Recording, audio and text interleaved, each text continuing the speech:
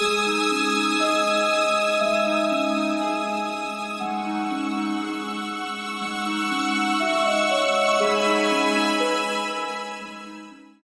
the first decades of the 20th century, the Boston Red Sox were enjoying a run of dominance in Major League Baseball. It was rivaled by nearly no other club at the time. Helmed by the Sultan of SWAT himself, George Babe Ruth, the Red Sox dipped off the league standings leading into their third decade in the 1900s. With new ownership and in need of capital in 1919, Babe Ruth's contract was sold at the end of the season to the New York Yankees, the forever rivals of the Red Sox. Even now, a century after the sale, it is said that Ruth cursed the Red Sox organization. The curse of the Bambino. It laid the groundwork of superstition that followed the team through the rest of the 20th century, emboldened and strengthened by the Red Sox' continued failure to capture the World Series once again. That was until 2004. That year, a motley group of wild men from Boston, led by Curt Schilling, on the mound, broke the curse and brought a championship back to Fenway Park.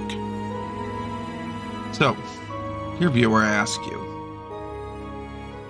what does an 86-year-old baseball curse, a bloody sock, and Worlds in Warcraft have in common? Hey everybody, I'm ToddFather6. Welcome to another deep dive video, this time looking at Kingdoms of Amalur Reckoning by 3/8 Studios and Big Head Games. We're going to dive right into it because this has been an interesting case study in what not to do in gaming. And related to the question of how those things have something in common, well, they all somehow have led to the development of the 2012 role-playing game known as Kingdoms of Amalur Reckoning. It's honestly one of my favorite games, and from that specific era where you had games like Mass Effect and Dragon's Dogma and Dragon Age all come out. That era of gaming for fantasy role-playing games was so good, and to me, this one stuck out above the rest. Like I said, it was released in 2012 and was the first project released by 3/8 Studios, a video game company owned and operated by retired professional baseball player and World Series winner Curt Schilling, as well as members of his family as investors and some bigger names in the realms of fantasy and video games working on projects. It was the only game they were able to produce before shutting down and closing doors months after the release. But this is only where the story starts. So let's get into it. As an aside, I do want to let everybody know that all of the gameplay footage you're going to see in this video are from the THQ re-release, Kingdoms of Amalur Re-Reckoning, since I did not have access to the original game files or an ability to play the original game from 2012.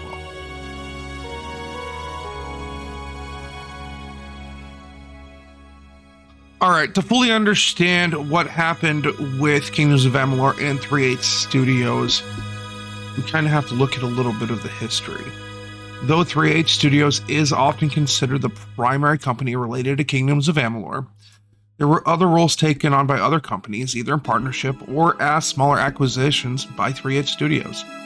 It wasn't just Curt Schilling who made Kingdoms of Amalur possible, and to fully understand the fall of the game and the studio, we need to look at some of the other players involved in the development and publication of the game. The first major contributor that needs to be looked at is Big Huge Games. This American-based company was founded in 1999 by Brian Reynolds, Tim Train, David Inscore, and Jason Coleman. Under Reynolds' leadership, Big Huge Games helmed its very first project, Rise of Nations, a real-time strategy game that was released in 2003.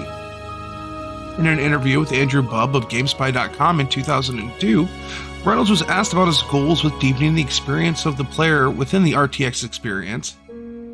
He stated, "One of the core themes of Rise of Nations has been trying to capture the fast-paced excitement of a real-time strategy game, but combine it with the strategic depth and scope some of our turn-based games have. It was this game, Rise of Nations, that pushed big, huge games into the industry space and caused players and companies to take notice. Over the course of the next 5 years, Big Huge Games continued to publish games including Rise of Nations, Rise of Legends, and Catan Live for Xbox Live. In the beginning of 2007, it was announced that Ken Rolston had joined the team and was working on a role-playing game with the talented staff that he had joined. The unnamed project was set for mass release in 2009, with THQ acting as publisher for the new project from Big Huge Games. By early 2008, THQ had purchased Big Huge Games outright, folding it into their large production studios. This acquisition did not stop the continued development of the Rolston RPG project, however. But by the end of the first quarter of 2009, in the height of an economic recession not seen in decades, THQ announced that it would have to close Big Huge Games if an outside buyer could not be found. This put into question the development of both Rolston's RPG project, as well as previously unannounced Wii game. But from Boston came a savior, a company with a plan, a world being built, and a vision. In May of 2009, it was announced by 3/8 Studios that it had purchased Big Huge Games from THQ and would be able to retain 70 of the 120 staff that had been working under THQ. The Washington Business Journal made it clear, stating, former World Series MVP Curt Schilling's video game company, 3/8 Studios, has bought Maryland's Big Huge Games, saving the company from imminent closure. So that's it, right? Curt Schilling saved the day. Big Huge Games was able to continue making its games under a new parent company with a little more than half of its staff, sure, but it would continue. That's what mattered at the time, right? Right? I'm afraid not. In 2004, as a baseball fan rekindling my love for the sport, it was not hard to look up to someone like Curt Schilling. He had grit and determination. He was a natural leader. He bled for his craft, literally, and persevered. When it was announced that he was going to start making video games and open a video game studio as his post-baseball career, of course I was in support of the decision. Of course I thought that all of those qualities that made him a leader in sport was what was needed to be successful in business. Boy, was I wrong. Oh, 3/8 Studios, what could have been? Okay. So there would not be a story here without talking about the would-be heroes from Massachusetts. As noted previously, 3/8 Studios had purchased Big Huge Games in 2009, but the story of 3/8 Studios goes back a little bit further to roughly 2005 as an idea brought about by Major League Baseball pitcher, World Series MVP, and avid video game lover Curt Schilling. Schilling had become involved in games like Big Huge Games' title, Rise of Nations, as well as Blizzard's World of Warcraft. Schilling first approached his wife's uncle, who had a background in business, with the idea of starting a gaming company, and then soon began recruiting 6 of his friends. By September of 2006, Green Monster Games was formally announced under the leadership of President and CEO Mark Close and CTO John Lapp, formerly of Electronic Arts. With the financial backing of Curt Schilling, the company was based originally in Maynard, Massachusetts. It was not just executive heavy hitters that Schilling had brought together to make his company or to work on his gaming ideas. Curt wanted to produce the next great massive multiplayer online game that had been dubbed Project Copernicus. To aid him with this, Schilling recruited some of the best designers, musical engineers, and writers to the project. R.A. Salvatore joined from the realm of fantasy writing. Todd McFarlane, who had built a relationship with Schilling before Schilling's tenure in Boston, joined as a writer and designer for the game. Stated in an interview with Digital Spy from 2011, he gave me a phone call out of the blue and said, "Hey Todd, my career's winding down and I have to think of post-athletic.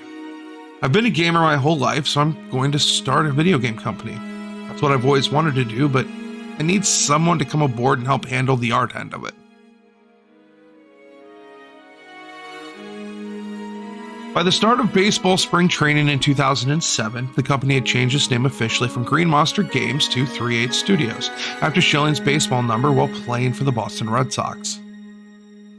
The aging pitcher was winding down his career in the sport, but had branched out into something he seemed truly passionate about. Project Copernicus was under development, with the world being designed by some of the best writers and artists that were available at the time. In 2008, 3/8 Studios hired Travis McGeethy, who previously acted as lead designer for EverQuest for Sony. This led to the previous mention of Big Huge Games back in 2009 from THQ. By fall of 2009, Brett Close had left 3/8 Studios and replaced as CEO by Jennifer McLean. With the acquisition of Big Huge Games came the untitled RPG project that was being worked on by Rolston. This would transition to another project headed by Big Huge Games writers and developers. With slight involvement from Salvatore and McFarlane to ensure that the project would fit in with the story, art, and direction of Project Copernicus, Big Huge Games settled into their new home under 3/8 Studios and pushed forward with the project. By 2010, 3/8 Studios entered into an agreement with the Rhode Island Economic Development Corporation, gaining approval of a $75 million loan to 3/8 Studios from the state. The agreement for the loan included 3/8 Studios moving to Rhode Island and creating 450 jobs within the state before the end of 2012. After settling on a move to Providence, Rhode Island, 3/8 Studios began moving production to their new location. At the beginning, made the milestones of employment much earlier than anticipated. But as the company settled into this new location, two projects began emerging. First was Project Copernicus, the MMO that was primarily developed and was conceptualized for 3/8 Studios. The second was the newly transformed RPG project under Big Huge Games, now titled Kingdoms of Amalur Reckoning. Reckoning was released in the first quarter of 2012. This is being developed by 3/8 Studios through Big Huge Games and published by Electronic Arts.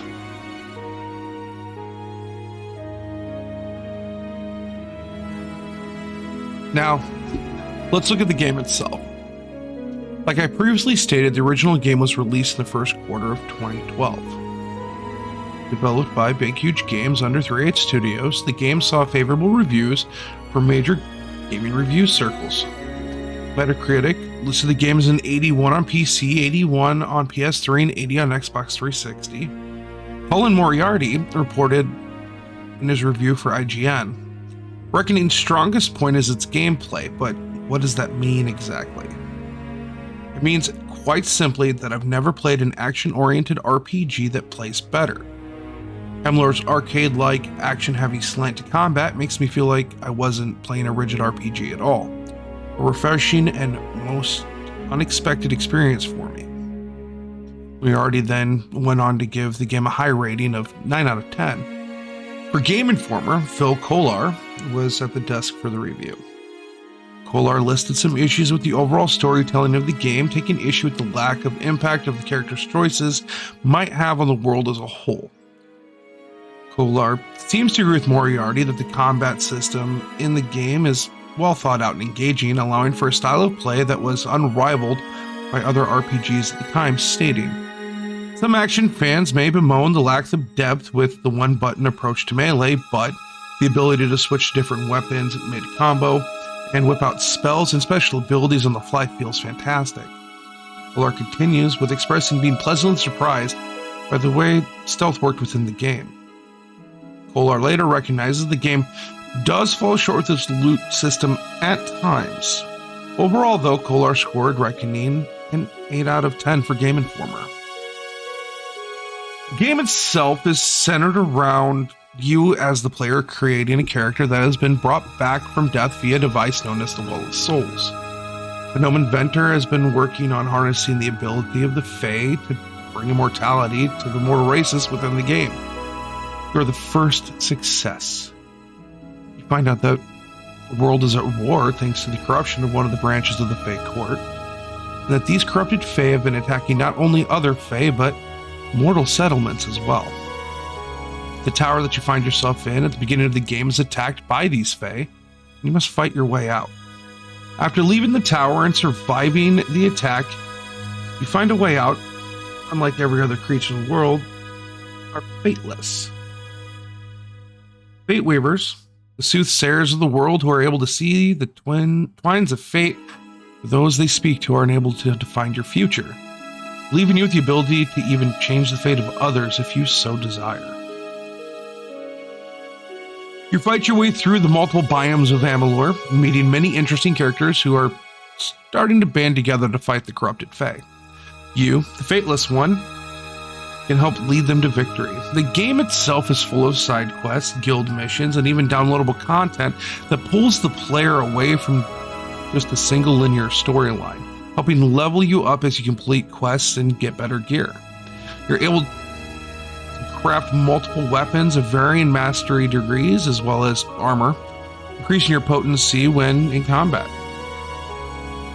With your friends and allies, the Fateless One must fight against the corrupted Fae and those who are pulling the strings to free Amalur. There are 2 additional DLC that are made available for the game. The first is The Legend of Dead Kel leaves the Fateless One stranded on an island to fight a pirate who has been functionally immortal for years thanks to a sentient tree. In order to leave, well, you must kill Kel. Second DLC, titled Teeth of Naros, where the Fateless One travels to a new land and is recruited to find and return some magic amplifying artifact.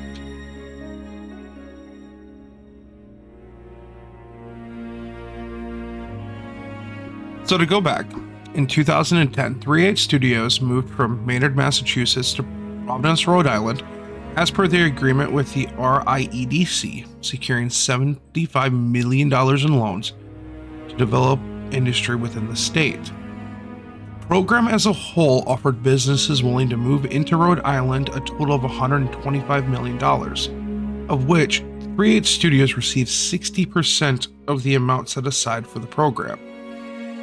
Along with milestones of employment set to ensure the 450 jobs that were promised by 3H Studios, loan repayment milestones were set in place as well.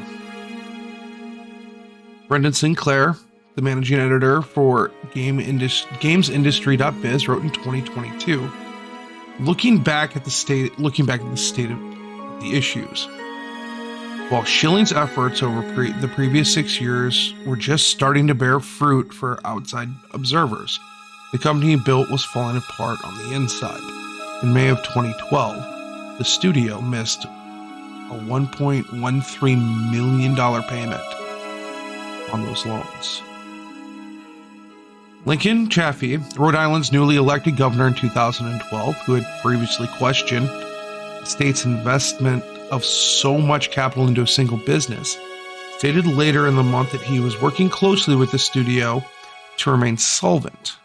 It was reported by Ben Strauss for GameIndustry.biz that the same month in 2012 that 3H Studios was indeed able to make the repayment of the loan, however, at the cost of the paychecks for employees as well as the firing of some contractors and temporary employees. It appeared that the ship was indeed sinking. Looking back to 2012, it's now easy to see the cracks of the foundations of the company. The company was struggling to pay its employees as well as the premiums of the company's insurance. Schilling believed that he could will the company and game to succeed, that there was not a single scenario that he could see that he would fail. Yet, despite all of this, by June of 2012, 3H Studios formally declared bankruptcy. Over 1,000 creditors, nearly a total of $151 million, most of which was owed back to the RIEDC. Then the investigations happened. The RIEDC claimed foul, wanting criminal and civil investigations into the matter as well as collections of the money that was owed to the program. The Securities and Exchange Commission also became involved on the federal level.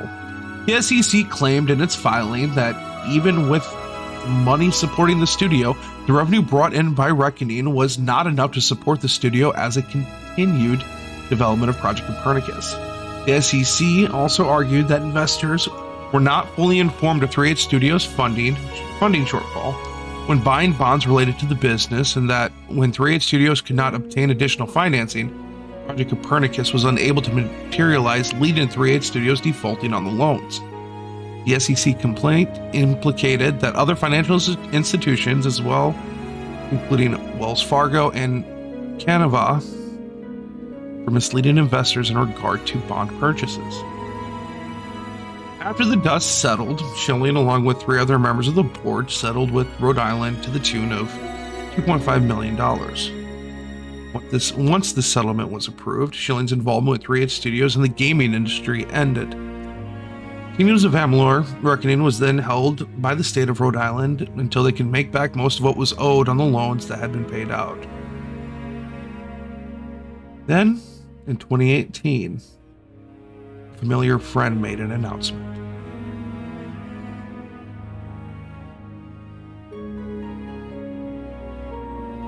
Remember THQ? That once industry giant that had at one time owned Big Huge Games, that itself faced financial hardships and sold Big Huge Games 3/8 Studios? Well, unfortunately, they too declared bankruptcy, closing the doors of nearly all of their studios and publishers. I did say nearly. THQ Nordic, the last part of the company, was bought by the Embracer Group, a financial group that had started buying off parts of gaming companies and intellectual properties. And thanks to being saved by Embracer Group, THQ Nordic came in to save the day of Kingdoms of Amalur. So in 2018, THQ Nordic purchased the rights for production and publication of Kingdoms of Amalur Reckoning.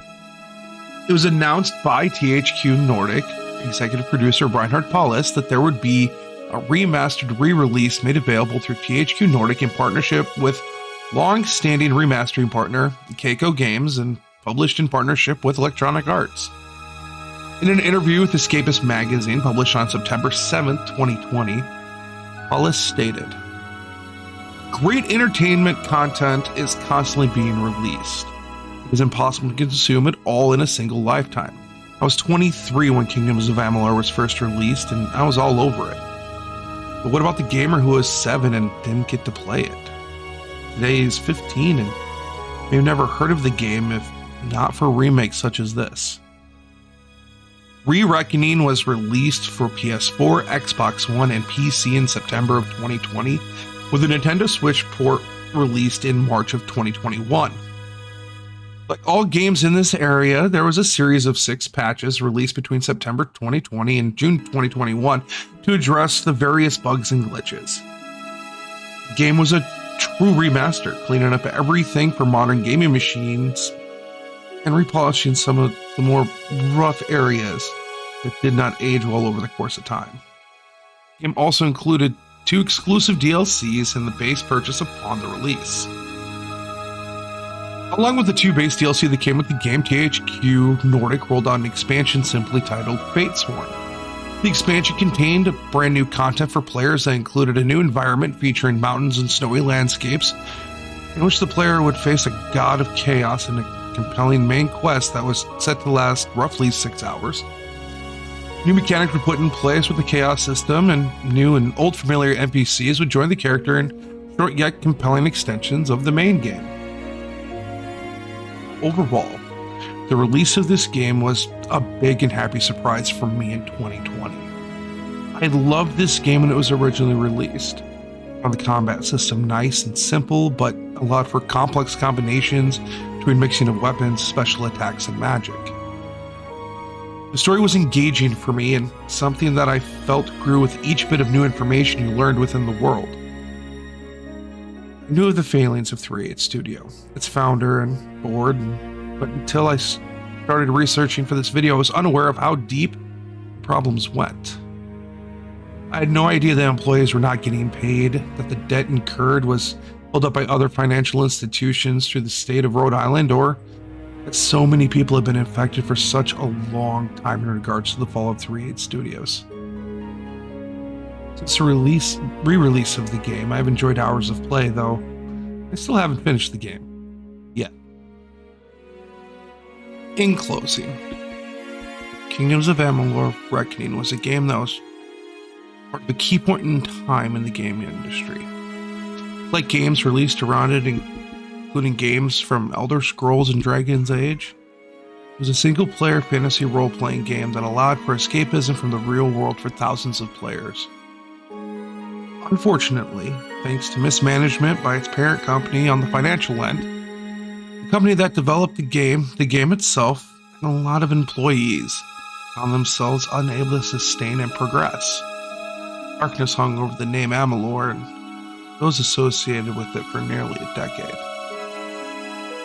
However, like the proverbial phoenix rising from the ashes, Kingdoms of Amalur just could not stay down. It might have taken some time, but nearly a decade later, a new company was able to bring the game back from the brink, introducing its world, lore, and mechanics to a whole new generation of players. What about the very real people affected by the choices of the executives of 3/8 Studio? Well, it took a decade, but it's been reported that employees are finally receiving back pay that they've been owed for so long for working on the game. Even the original founders of Big Huge Games have brought the studio back from the depths of closure, being able to buy back the company from 3/8 Studios and move forward from the travesty of this entire saga. Those held accountable for the failures of 3/8 Studios, Kingdoms of Amalur, and Project Copernicus include Kurt Schilling, as well as high-ranking senior members of the board of directors for 3/8 Studios. When the settlement was agreed upon in 2016, Schilling and the board members paid $2.5 million, but refused to admit any liability. The settlement was paid by 3/8 Studios' insurance company. In closing, Kingdoms of Amalur, at its release, was a game that would have been so very special. It set up a good foundation for players to lead into a world that was being created by 3/8 Studios. Big Huge Games did well making a game that was enjoyable to play and, in my opinion, enticing to experience. But sometimes, outside of the art, there are problems. Due to financial reasons stemming from arguably massive mismanagement at 3/8 Studios, the company folded, the game failed, and the MMORPG project that was set to expand the world of Amalur died.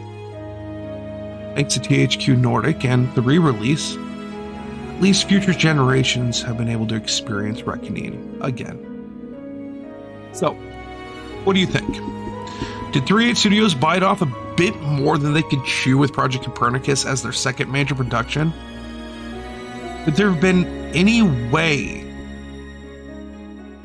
the company could have been saved and the studios avoided bankruptcy? Let me know in the comments.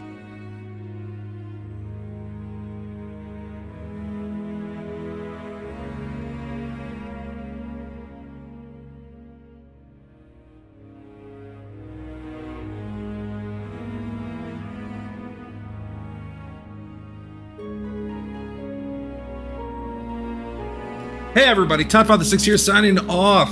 Thank you so much for watching the video. If you want to see more, click the videos that are listed or hit that subscribe button and turn on the notifications in order to be notified when I've got more posted. Until then, as always, be good, be kind, be safe. See you next time.